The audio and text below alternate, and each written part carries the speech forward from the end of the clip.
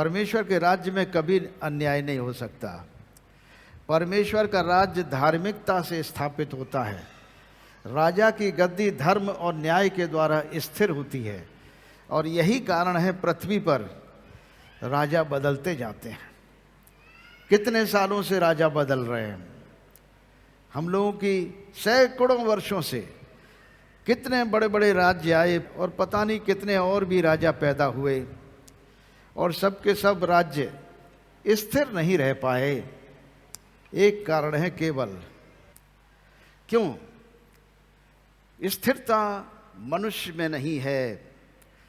मनुष्य परमेश्वर का इस राज्य की जिम्मेदारी तो ले लेता है, निभा नहीं पाता है।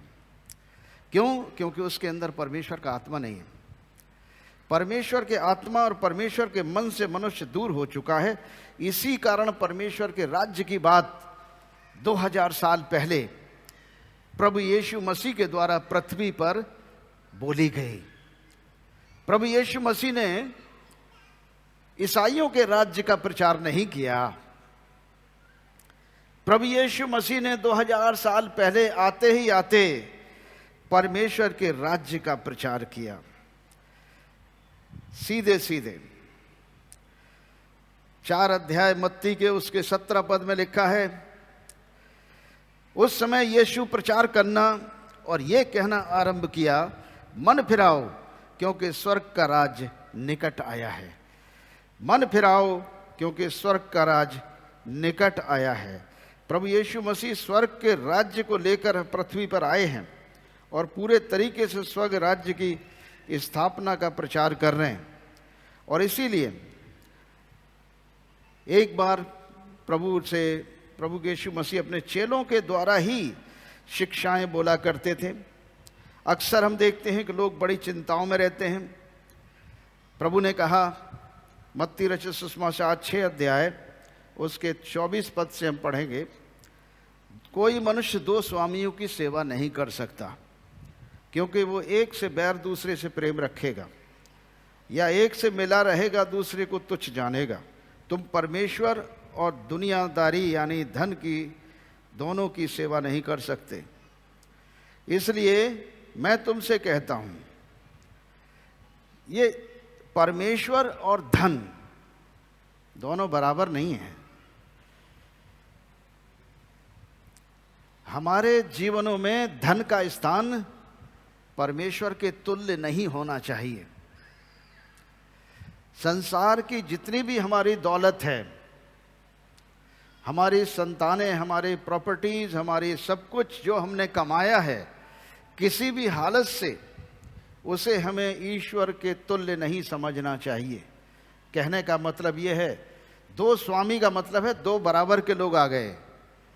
हमने परमेश्वर को नीचा कर दिया और संसार और संसारिकता की सारी चीज़ों को उसके बराबर ले आए। तो कैसे हम 2 स्वामियों की सेवा कर सकते हैं? या तो ईश्वर से बैर रखेंगे और धन दौलत और संसार की संसारिकता की और उसकी शक्तियों से हम प्रेम करेंगे, तो परमेश्वर से बैर रखेंगे। और वही कारण है कि परमेश्वर का राज्य पृथ्वी पर आज भी उसका प्रचार किया जा रहा है कि मनुष्य परमेश्वर का राज्य को समझे। परमेश्वर का राज्य बातों में नहीं है, परमेश्वर का राज्य उसकी आत्मा और पवित्र आत्मा की सामर्थ्य में है, उसके न्याय और धर्म की शक्ति में है। उसका धर्म पवित्र है, निष्कलंक है, निष्पाप है, उसके अंदर कोई असत्य नहीं है, वो धर्म है।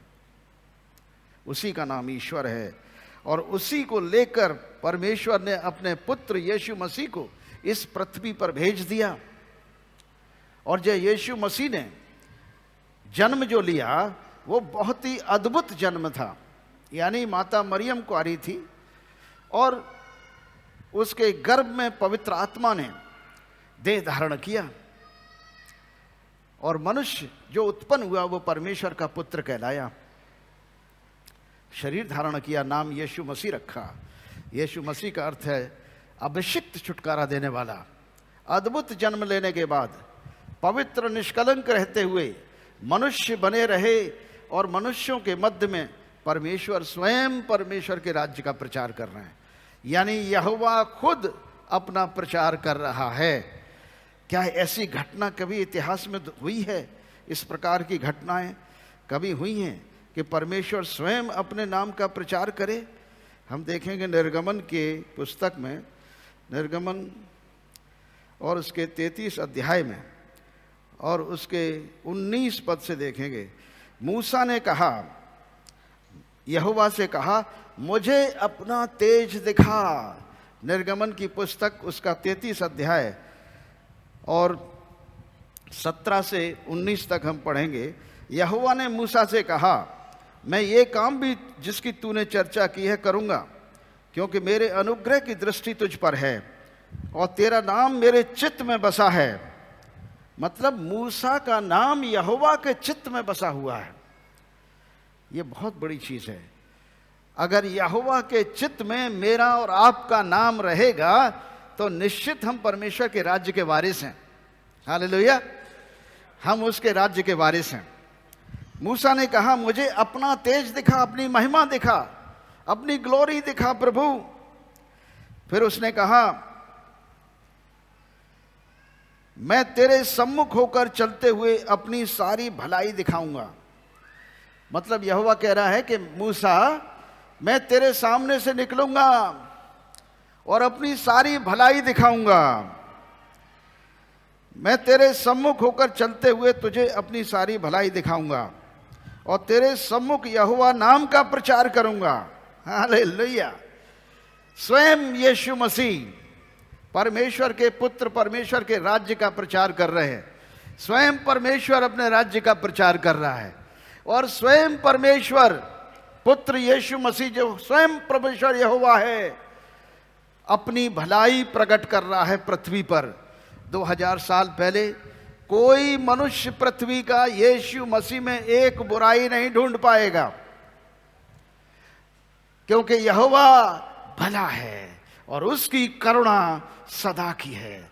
यही है यहोवा परमेश्वर, जो देह धारण करके नाम यीशु रखकर मनुष्य बनकर अपनी भलाई प्रकट कर रहा है। जैसे मूसा के समय में उसने यहोवा नाम का अपने राज्य का प्रचार किया खुद मूसा के सामने, ऐसे ही आज प्रभु यीशु मसीह, जो परमेश्वर यहोवा है, शरीर धारण करके अपने परमेश्वर के राज्य का प्रचार कर रहा है। और मैं तेरे सम्मुख यहोवा नाम का प्रचार करूंगा और जिस पर मैं अनुग्रह करना चाहूं उसी पर अनुग्रह करूंगा और जिस पर दया करना चाहूं उसी पर दया करूंगा। फिर उसने कहा, तू मेरे मुख का दर्शन नहीं कर सकता, क्योंकि मनुष्य मेरे मुख का दर्शन करके जीवित नहीं रह सकता। फिर यहोवा ने कहा, सुन, मेरे पास एक स्थान है, यहाँ तू चट्टान पर खड़ा हो और जब तक मेरा तेज तेरे सामने से होकर चलता रहे तब तक मैं तुझे चट्टान की दरार में रखूंगा और जब तक मैं तेरे सामने से होकर निकल न जाऊं तब तक अपने हाथ से तुझे ढांपे रहूंगा। फिर मैं अपना हाथ उठा लूंगा, तब तू मेरी पीठ का दर्शन पाएगा, परंतु मेरे मुख का दर्शन नहीं मिलेगा।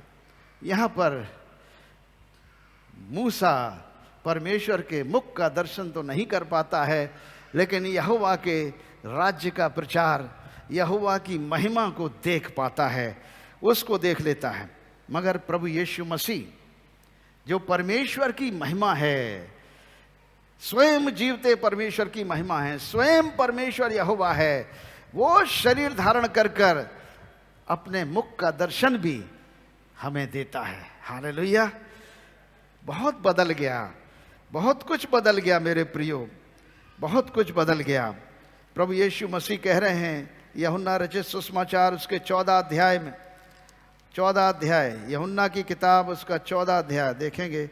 प्रभु का वचन, चेले यीशु मसीह से बातचीत कर रहे हैं और प्रभु यीशु मसीह उन्हें समझा रहे हैं कि देखो, मेरे आने का वक्त, जाने का वक्त आ गया। मैं स्वर्ग से आया हूं और स्वर्ग पर वापस लौट रहा हूं। मेरा मिशन पृथ्वी पर पूरा हो चुका है। मैंने परमेश्वर के चेहरे को तुम्हारे सामने दिखा दिया है। मैंने परमेश्वर के राज्य की घोषणा कर दी है। मैंने परमेश्वर के राज्य का प्रचार शुरू कर दिया पृथ्वी पर, अब तुम लोग परमेश्वर के राज्य का प्रचार करो, मैं जाने वाला हूं। इसीलिए प्रभु यीशु मसीह ने अपने चेलों को बुला के समझाया कि तुम्हारा मन व्याकुल न हो, परमेश्वर पर विश्वास रखो, मुझ पर भी विश्वास रखो।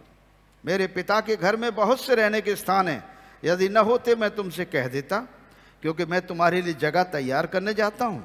और यदि मैं जाकर तुम्हारे लिए जगह तैयार करूं तो फिर आकर तुम्हें अपने यहाँ ले जाऊंगा। जहां मैं रहूं वहां तुम भी रहो, जहां मैं जाता हूं तुम वहां का मार्ग जानते हो। थोमा ने कहा, हे प्रभु, हम नहीं जानते कि तू कहां जा रहा है, तो मार्ग कैसे जाने? यीशु ने कहा, मार्ग और सत्य और जीवन मैं ही हूं, बिना मेरे द्वारा कोई पिता के पास नहीं पहुंच सकता। पिता से मतलब है यहोवा परमेश्वर। यदि तुमने मुझे जाना होता तो तुम मेरे पिता को भी जानते और अब उसे जानते हो और उसे देखा भी है। हालेलुया।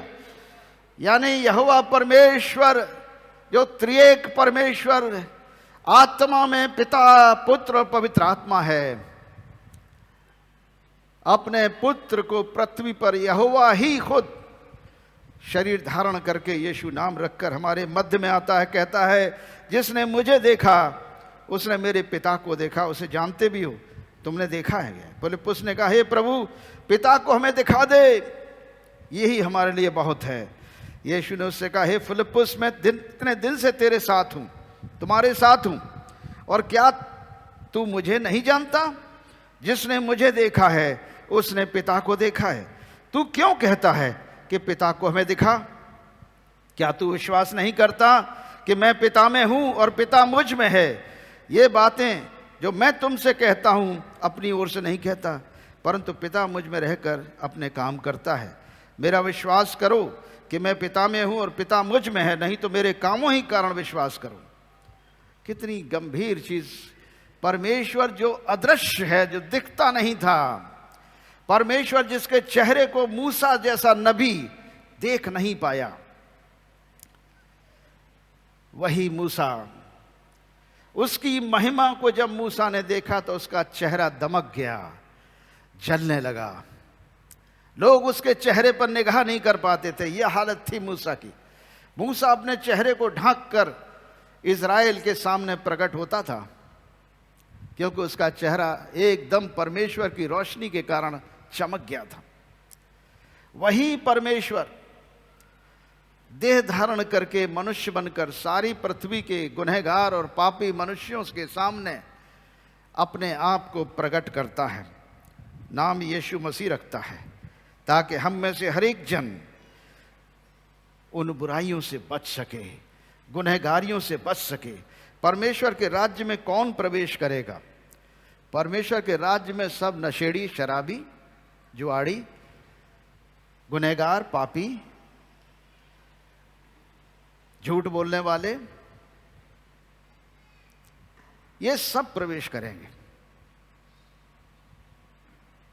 मगर कैसे करेंगे, ये बहुत जरूरी है। जिस समय वो उस दरवाजे पर आएंगे उससे पहले अपने मन को फिरा लेंगे। यानी आज की तारीख में जब वो शरीर में हैं, अपने गुनाहों से मन फिरा लेंगे। अब ये बताओ मुझे, कौन पापी नहीं है इस दुनिया में? एक मनुष्य ऐसा नहीं है जिसने पाप न किया हो और जो परमेश्वर की महिमा से रहित न हो। इसलिए हर मनुष्य को गुनाहों से मन फिराने की आवश्यकता है। हर मनुष्य को अपने पापों से मन फिराने की जरूरत है।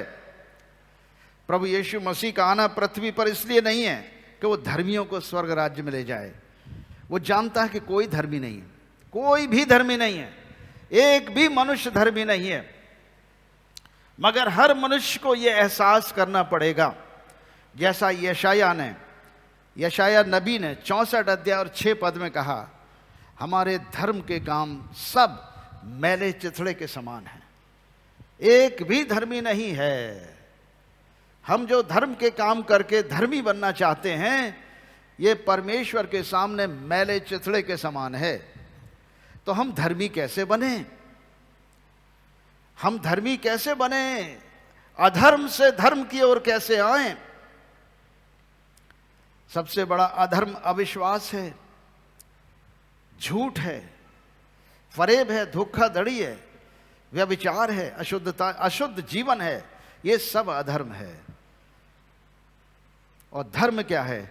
धर्म सत्य है, धर्म ज्योति है परमेश्वर की, धर्म अनंत जीवन है उसका, और उस धर्म का नाम यीशु मसीह है, ईसाई नहीं है। समझ गए कि नहीं? उस धर्म का नाम क्या है? यीशु मसीह, स्वयं परमेश्वर यहोवा धर्म है, जिसके बारे में हम प्रचार करते हैं यीशु दरबार से, उसके राज्य का प्रचार करते हैं। इसलिए समझने की कोशिश करने की जरूरत है।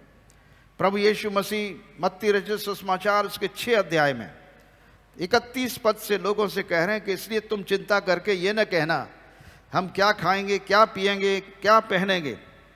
मैं समझ रहा हूं कि ज़्यादातर 90% लोग हमारे यहाँ खाने पीने और रहने, कपड़ा लित्ता के में पूरी जिंदगी व्यतीत कर देते हैं, पूरा जीवन कट जाता है, और बुढ़ापे में जाकर रिटायरमेंट से पहले मकान बनवाते हैं और कहते हैं कि अब मकान में हम रहेंगे, और उसके बाद का समय भी पता नहीं कि कितने दिन रहेंगे।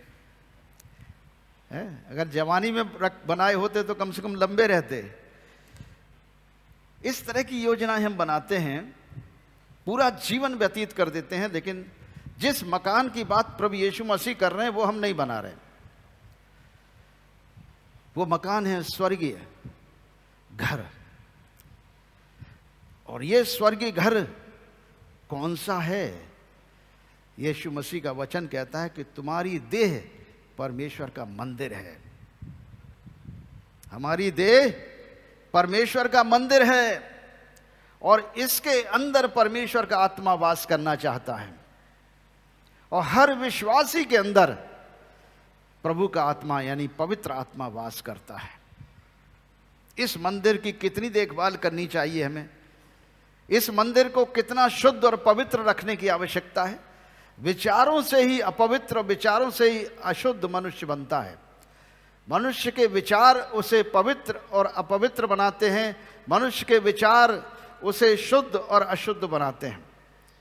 हमें किसी के प्रति कोई भी छल कपट के विचार, झूठ के विचार, धोखाधड़ी के विचार नहीं करना चाहिए, छोड़ना चाहिए।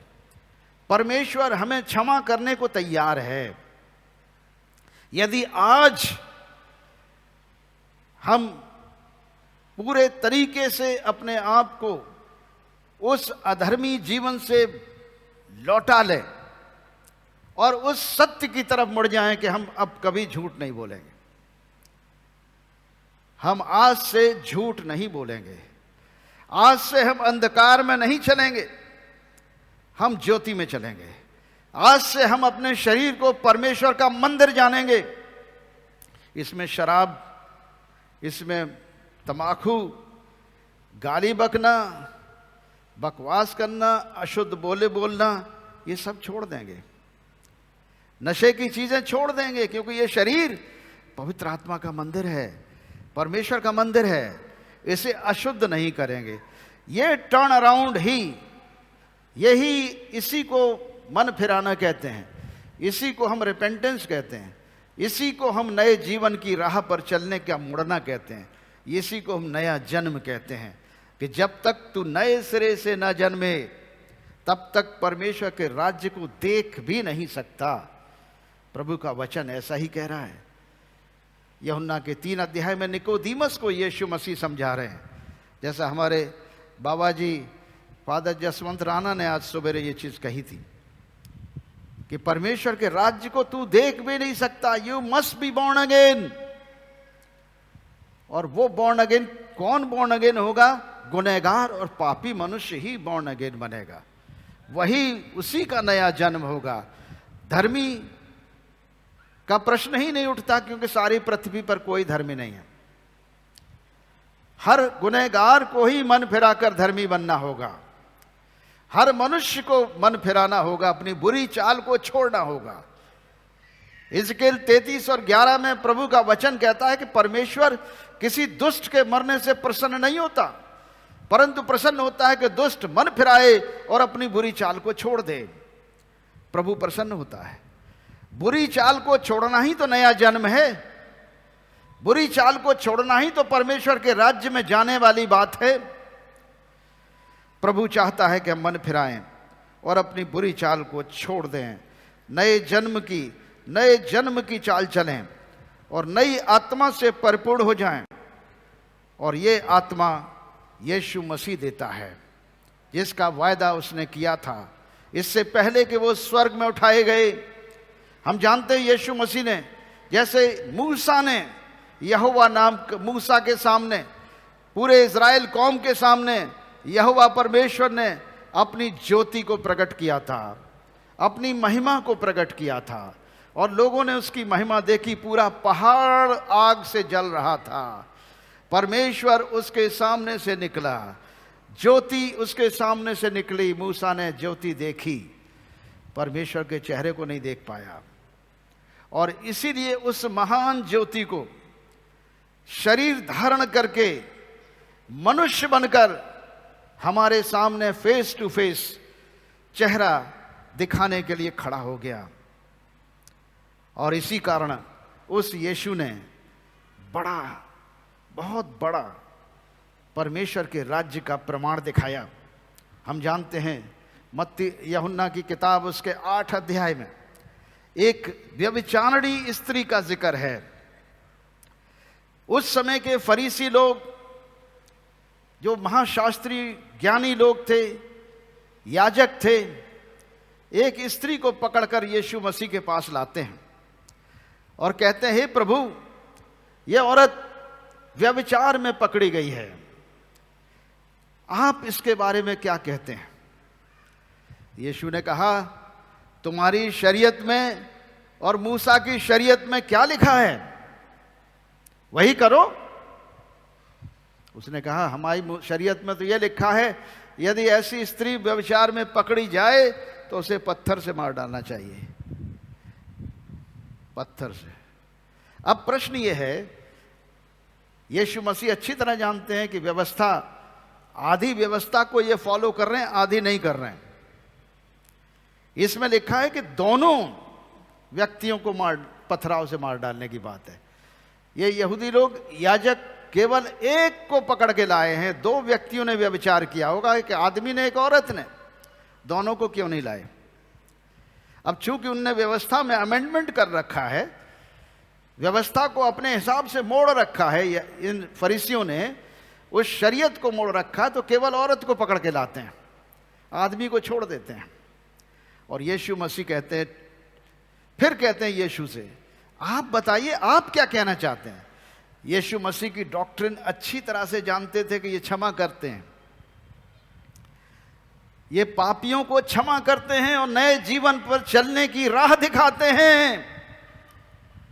ये गुनहगारों को मारने की बात नहीं करते हैं, ये गुनाह और पाप की समाप्ति करते हैं, पापी को बचा लेते हैं। यीशु मसीह हैं। उनकी व्यवस्था को लोग जानते थे, इसलिए उनको परख रहे थे, ताकि यीशु मसीह मूसा की शरीयत के विरुद्ध अपना बयान दे दें तो इनके खिलाफ हम लोग मुकदमा कर देंगे, और वो मुकदमा होगा ईश निंदा का, तो इनको हम सूली पे चढ़वा देंगे। ये चाल थी उनकी, शरीयत को तोड़कर उन्हें सूली पर चढ़ाने की चाल कर रहे थे वो। मसीहा तो जानते थे सब, आदमियों के हृदय की बात जानते, दिल की बात जानते। तुम्हारे मन में विचार आने से पहले उनको पता है कि तुम किस मन से उसके पास आए हो। यीशु मसीह सुने थे सब। उन्होंने कहा, ठीक है, तुम लोग बार बार पीछे पड़े हो मेरे, तो मैं तुमसे ये कहता हूं कि तुम में से कोई ऐसा व्यक्ति है जिसने कभी पाप नहीं किया हो, वही पहला पत्थर उठाए इस औरत में मारे। फिर यीशु मसीह वहीं पर जमीन पर बालू में लिखने लगे उंगली से, एक एक का नाम लिखते थे और बताते, तुमने भी ऐसा गुनाह कभी जिंदगी में ये किया है, अगर तुमने किसी औरत की तरफ व्यभिचार की दृष्टि से देख भी लिया तो व्यभिचार हो गया। तुमने अपने आत्मा में, अपने प्राण में व्यभिचार कर लिया तो गुनहगार तो सब हो गए। प्रभु की निगाह में बड़ी मुश्किल थी। यीशु मसीह ने सबके नाम लिख दिए और बता दिया कि उनकी करतूतें क्या क्या रही हैं। एक एक करके बूढ़ों से लेकर बच्चों तक जो पत्थर लिए थे हाथ में, पत्थर फेंक फेंक के भाग गए सब। अब वो औरत वहीं खड़ी रह गई यीशु मसीह के सामने। यीशु मसीह ने पूछा, हे नारी, क्या तुझ में किसी ने पत्थर मारने की आज्ञा नहीं दी? कि नहीं प्रभु। तो उसने कहा, जा, मैं भी तुझ पर दंड की आज्ञा नहीं देता, but go and sin no more. जा और दोबारा पाप मत करना। पाप का दंड मृत्यु है। पाप का दंड मृत्यु है। संत पौलुस कहते हैं रोमियो के 6 अध्याय और 23 पद में, पाप का दंड तो मृत्यु है, परंतु परमेश्वर का वरदान हमारे प्रभु यीशु मसीह में अनंत जीवन है। इस औरत को क्या मिला? जो मौत के मुंह से निकली है, पाप का दंड मृत्यु से दिया जा रहा था, यीशु ने उसे क्षमा कर दिया और नया जीवन दे दिया। हालेलुया। वही है जो परमेश्वर के राज्य में प्रवेश करेगी। इसीलिए मैंने कहा, सारे गुनहगार लोग, पापी लोग मन फिराएंगे और नए मनुष्य बनेंगे, नई सृष्टि बन जाएंगे और मसीह यीशु उन्हें नया मनुष्य देगा, नई आत्मा देगा, नया मन देगा। और वही हैं जो परमेश्वर के राज्य के वारिस होंगे। केवल वही जो मन फिराएंगे और यीशु मसीह को अपना प्रभु और अपना मुक्तिदाता ग्रहण करेंगे, वो उन्हें पवित्र आत्मा देगा। और वही पवित्र आत्मा हमें संभाले रखेगा, अनंत काल तक संभाले रखेगा, अनंत काल तक संभालेगा। और यीशु ने इसीलिए कहा, तुम्हें नए सिरे से जन्म लेना अवश्य है। मैं तुमसे सच सच कहता हूं, जब तक कोई मनुष्य जल और आत्मा से न जन्मे, वो परमेश्वर के राज्य में प्रवेश नहीं कर सकता। नया जन्म, हमारा पहला जन्म एक गुनहगार जिंदगी लेकर पैदा होता है। मनुष्य अपने जीन्स में पाप लेकर पैदा होता है, अपने डीएनए में पाप लेकर पैदा होता है। लेकिन इस डीएनए के पाप को यीशु मसीह का लहू समाप्त कर देता है और पाप की प्रवृत्ति खत्म कर देता है, पाप की इच्छा समाप्त कर देता है और पवित्र आत्मा के द्वारा परमेश्वर के जीवन को डाल देता है। हम एक नई सृष्टि बन जाते हैं और हमें एक नया अधिकार दे देता है। बाइबल के अनुसार यूहन्ना 1:12 में लिखा है, जितनों ने यीशु मसीह को अपना प्रभु और मुक्तिदाता ग्रहण किया, उन सबको उसने परमेश्वर की संतान होने का अधिकार दे दिया। हालेलुया। परमेश्वर की संतानें हैं आप। विश्वास के द्वारा हम परमेश्वर की संतान बनते हैं और यह अधिकार केवल यीशु मसीह में है, परमेश्वर की संतान बनाने का। हम मनुष्य की संतान पैदा होते हैं, परंतु मनुष्य की संतान मरते नहीं है इस पृथ्वी पर। हम परमेश्वर की संतान होकर पृथ्वी को छोड़ते हैं, लेकिन फिर दोबारा इसी पृथ्वी पर परमेश्वर के राज्य को लेकर फिर उठ खड़े होंगे। हर विश्वासी उठ खड़ा होगा। जो यीशु मसीह में सोया है वो जगेगा, उसे उठाएगा वो और उठाकर परमेश्वर के राज्य में प्रवेश कराएगा। हम जानते हैं दुनिया का अंत आने वाला है, अच्छी तरह पता है, अंत के चिन्ह दिखाई दे रहे हैं। मनुष्य के राज्य की समाप्ति होने वाली है, क्योंकि मनुष्यों के राज्य में न्याय नहीं है और न धर्म है, न सत्य है, दोनों की परेशानियां हैं। और उसके लिए उस सत्य को प्रकट होना पड़ेगा। परमेश्वर का पुत्र जिसने कहा, मैं सत्य हूं, मैं ही जीवन हूं और मैं ही मार्ग हूं, वही सत्य प्रकट फिर दोबारा होगा पृथ्वी पर, और तब उसका राज्य इस पृथ्वी पर स्थापित होगा और वही सारी सृष्टि का राजा होगा। He will be the king of the universe. सारी सृष्टि का राजा होगा, केवल एक देश का नहीं, पूरी दुनिया का राजा होगा। और सत्य का राज्य तब आएगा, तब हमें अनंत जीवन रहेगा, मौत नहीं होगी, मौत का समाप्ति हो जाएगी।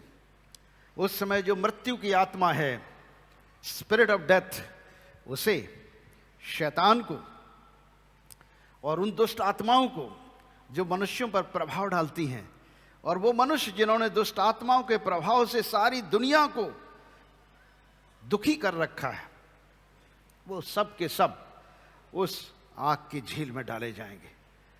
परंतु परमेश्वर के बेटे और बेटियां जिन्होंने यीशु मसीह को पर विश्वास किया और अपना प्रभु और मुक्तिदाता ग्रहण किया, उसके मार्ग पर चले और उस ज्योति को अपने अंदर ग्रहण किया, वो अंधकार से ज्योति में आ जाते हैं, वो उस अनंत मृत्यु से अनंत जीवन में चले आते हैं, और हम सब अनंत जीवन में प्रभु यीशु के साथ हमेशा हमेशा के लिए राज्य करेंगे। क्या उसके लिए आप तैयार हैं? आइए हम प्रार्थना करेंगे, उस राज्य के लिए धन्यवाद करेंगे प्रभु का कि उसने हम सबको अपना अनुग्रह दिया। परंतु परमेश्वर का वरदान गिफ्ट है, प्रभु यीशु मसीह में अनंत जीवन है, यानी gift of God is eternal life. Eternal life को हम अर्न नहीं कर सकते, हम पैदा नहीं कर सकते अपने कर्म और धर्म से, हम अनंत जीवन की प्राप्ति नहीं कर सकते। अनंत जीवन परमेश्वर का वरदान है अपने पुत्र यीशु मसीह में। हालेलुया। जिसके पास यीशु मसीह है उसके पास अनंत जीवन है। हालेलुया, जय यीशु। आइए प्रार्थना करेंगे। हे परमेश्वर पिता, बोले हम धन्यवाद करते हैं कि आपने अपने पुत्र यीशु मसीह को इस पृथ्वी पर भेजा ताकि हम उनके द्वारा अनंत जीवन प्राप्त कर सकें, पापों की क्षमा प्राप्त कर सकें, नया जीवन प्राप्त कर सकें और नई सृष्टि बन सकें। हे प्रभु, आज के दिन यीशु मसीह को हमने अपना प्रभु और मुक्तिदाता ग्रहण किया है। वो ज्योति है, जगत की ज्योति है। जो कोई उसके पीछे चलेगा वो अंधकार में न चलेगा परंतु जीवन की ज्योति पाएगा। हे प्रभु, जीवन की ज्योति हमें जला, यीशु के नाम से, आमीन। जहां भी तकलीफ है, बीमारी है, अपना हाथ रखें, एक हाथ सीने पे, दूसरा ऊपर उठाएं और प्रभु की ओर देखें। हम परम प्रधान परमेश्वर के पुत्र यीशु मसीह के नाम से, प्रभु का वचन कहता, मैंने तुम्हें सांपों और बिच्छुओं को रौंदने का शत्रु की सारी सामर्थ पर अधिकार दिया है, किसी वस्तु तुम्हारी हानि न होगी। हम यीशु के नाम से हर एक रोग और बीमारी पर और शैतान की उन शक्तियों पर जिनसे रोग और बीमारियां पैदा होती हैं, हर प्रकार के श्राप जो आपके डीएनए में चले आ रहे हैं, प्रभु यीशु के नाम से हम बांध देते हैं। अधिकार लेकर उनको यीशु मसीह के लहू को छिड़क कर इस श्राप को तोड़ते हैं ताकि आप छुटकारा पाएं, आशीष पाएं और चंगाई पाएं। तेल, पानी और कपड़े को ऊपर उठा लें। प्रभु परमेश्वर इनके घर पर, इनके खेत खलियानों पर, इनके जानवरों को आशीषित करें, इनके बिजनेस में आशीष दें, इनके बाल बच्चे फलवंत हों, पढ़े लिखें, तरक्की करें। तेल और पानी पर प्रभु यीशु के नाम से सामर्थ को रिलीज करता हूं। जहां कहीं इसका इस्तेमाल किया जाए, यीशु नाम की महिमा हो और यीशु के नाम से इस्तेमाल करें, आशीष पाएं, चंगाई पाएं, छुटकारा पाएं, यीशु के नाम से, आमीन, आमीन। अब परम प्रधान परमेश्वर पिता, पुत्र, पवित्र आत्मा अपना हाथ बढ़ाकर तुम्हें छुए, तुम्हें आशीष दे, तुम्हारी रक्षा करे। प्रभु अपने मुख का प्रकाश तुम पर चमकाए, तुम पर अनुग्रह करे। प्रभु अपना मुख तुम्हारी ओर करे, तुम्हें शांति दे, आमीन।